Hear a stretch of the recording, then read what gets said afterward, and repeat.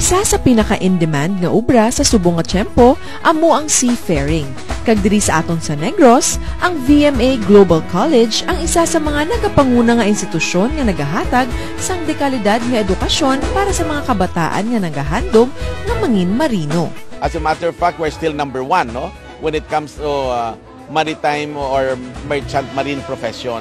So we're happy nga hindi lang siling ang aton mga kabataan nagaobra kag nagasakay sa barko, kundi may araman may mga offshore man. Sa sininga tuig liwat nga nangin madinalagon ang VMA Global College sa pag-edukar sang ilang mga estudyante. Pamatuod sini ang ila batch 29 graduates. This is a very important occasion, especially for batch 29.